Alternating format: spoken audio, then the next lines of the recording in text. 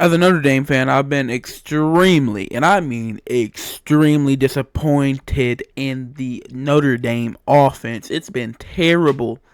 But this Purdue game, it gave me a little bit of hope.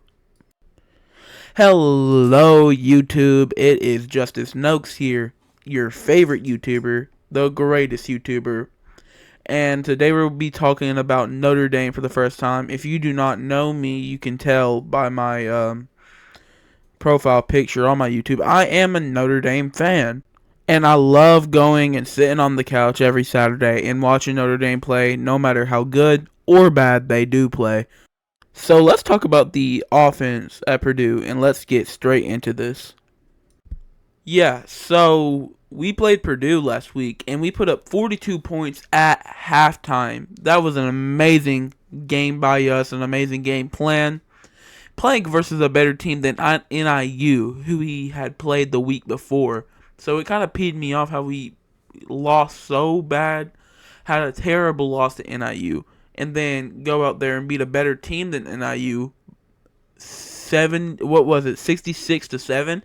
So that really peed me off. That really did pee me off. And yeah, but I do believe that our offense has gotten so much better, has grown so much together since the last week's loss at home from NIU, because I think they played down to their competition. I think they realized in this game they had to prove themselves and that they weren't Notre Dame. They weren't playing like Notre Dame, and they had already had an impressive win that season. So I'm guessing they got a big head and went into the NIU game thinking, hey, they're going to bow down to us. They're going to play bad. We're going to beat them by 40. We don't really have to try. And then NIU was like, "Nuh-uh, we're gonna smack you. We're not. We came out here to play football. We didn't come out here to play no game. We came out here to play football." And yeah, so I think that's what happened. And then they came out today, Saturday, not today. They came out this week and said, "Well, I don't care anymore because we lost. We lost, and we are Notre Dame." And we didn't look like that last week. So we're going to play like we are Notre Dame. We're going to play physical. We're going to pass the ball. We're going to run the ball. We're going to do it in a way so aggressive that no one's going to be able to stop us because we are Notre Dame. Not because, oh, we're so good. We're Notre Dame.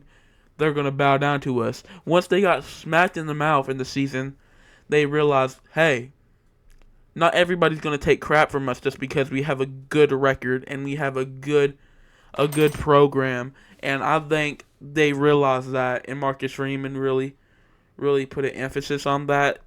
And I honestly believe that we're still going to make the college football playoff. And I know that might seem insane after NIU lost, but I think that they're going to bounce back from this and they're going to play aggressive. They're going to play at their fullest potential every week from now on. And I don't only think we're going to play at our fullest potential, but past our fullest potential, because I think that Marcus Freeman's going to put so much pressure on this team to be their best. He's going to practice them so hard, and he's going to make them their best, and they're going to improve every week, and that's what I believe, like the offense did from week 2 to week 3. The offense was terrible in week 1. The offense was terrible in week 2. Week 3, we played really good. But one thing I do have to say, Riley Leonard looked terrible still. I know what you're saying. He didn't throw an interception. He was okay. He was accurate kind of. And he threw 3 and he rushed in for 3 touchdowns. What are you talking about? He looked terrible. Steve Angeli took the game over in the third quarter and immediately scored a passing touchdown. Something that Riley Leonard hasn't done the entire season. 3 games, 0 passing touchdowns, like 5 rushing touchdowns. Put this man at running back because he is not a quarterback. He is a terrible quarterback. Not anything against the guy, sorry. Not anything against the man. But he's just not a very accurate quarterback. We're gonna have to really practice him hard because Steve Angeli already had more touchdowns in one quarter than Riley Leonard did the entire season so far. And honestly, I just think that's insane. So what I believe, I know this is going to sound crazy. This is my hot take of the week. Hot take of the week. We're going to start making one college football video per week. Bench Riley Leonard, start Steve Angeli, and honestly, I don't know what you're going to do with Riley Leonard. You paid him $10 million or $2 million to come here. I don't know what you're going to do with Riley Leonard, but he does seem like a good rusher. Put him at running back. Put this man at running back. And I don't think he'd be a good running back, but I just don't think he should be starting out quarterback. I don't think so. He's not accurate enough. He doesn't have the vision. He stares down his receivers. As you can tell by looking at his gameplay, he doesn't go through progressions. I do this stuff in college football 25. He should be able to do it as a quarterback. Normally. At any time. Like, how? Just start Riley Leonard. Or don't start Riley Leonard. Put him on the bench. And start Steve Angeli. Or start Kenny Mitchie. Because Kenny Mitchie is fast enough to run the offense. He's fast enough to run Mike Denbrock's offense. And he's also got a pretty good arm. He's more accurate than Riley Leonard. He's not as accurate as Steve Angeli. That's why I'd rather start Steve Angeli. Steve Angeli's not slow. He's not a slug or anything. He's a pretty fast running back. Or not. Oh my gosh, I'm so stupid. He's a pretty fast quarterback. But he's also he's not as fast as Kenny Mitchie. But he's a lot more accurate. So I think you should either start Kenny Mitchie or Steve Angeli. CJ Carr is too young right now. Riley, I don't know. Or if give Riley Leonard this one last chance to score a passing touchdown in the first quarter or in the second quarter. Let him score one passing touchdown next week. Just one. That's all I ask for. And you can keep him starting. He doesn't throw an interception. He does pretty good passing. He does like a 70% completion. And like 2 passing touchdowns next weekend. Then that's what we're gonna start him with. But if he goes and does 0 passing touchdowns again, bench his butt. And yeah, I know what you're gonna say, but he looked super good versus Texas A&M in that fourth quarter, and he looked good last week. No, he didn't. He had 0 passing touchdowns again. 42 points in the first half, and 0 passing touchdowns. He had 3 rushing touchdowns. You're a quarterback. You're not a running back. We have great running backs to do that for us. You're supposed to pass the ball. And I don't know if that's a problem with Riley Leonard or Mike Denbrock or Marcus Freeman or whoever, but they need to figure it out. That's all I know. And hey guys, I'm sorry if I sound really bad, and it might be a little bit annoying to hear me talk on the YouTube video, but it's just because my I've been sick the last 2 days. I've had a bad throat. I think I got I don't know. I got something, and I've also been really stuffy, so I'm sorry for sounding really bad. But yeah, just bear in with me, and we'll get to talking some more. One thing I have to say is the running game is insane this year. Jeremiah Love is insane this year. I don't know if he's better than Audric Estime was last year, but I know that he is insane. He's really good. He's really fast. He can get out on the outside. He can catch. He can run. He can get through small holes. Pause. He can do everything pretty much. He is insane. And that's all I have to say about Jeremiah Love. Jadarian Price is like a bigger version of Jeremiah Love.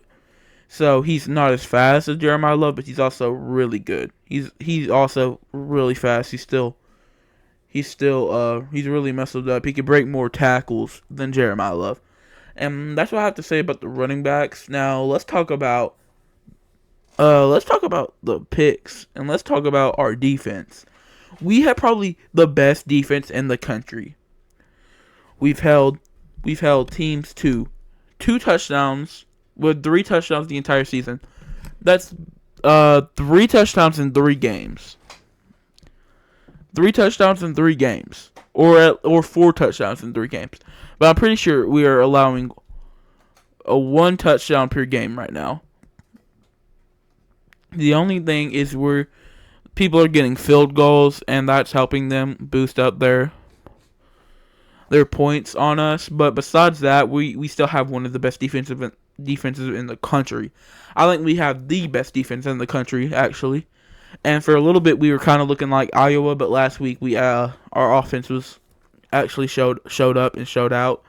And I believe that we will be good, and I believe that the rest of the season will be great for us. And I think Notre Dame will still make it in that 5th spot, or at least that 6th spot, because I think we'll go 11-1 the rest of the year. We don't have a conference game, so we're not going to be able to get a first round bye. But if we just, I think we have the talent. I think we have the better players.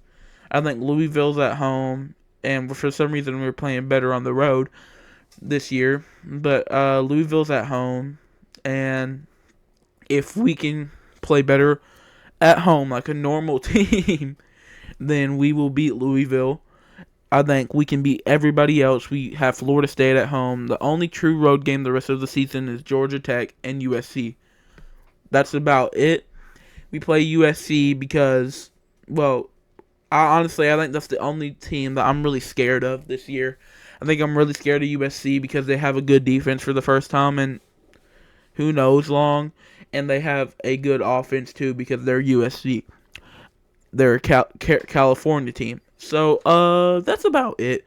Besides USC, I think that's the only tough game the rest of the season. Besides Georgia Tech, I think Georgia Tech might be a little bit harder.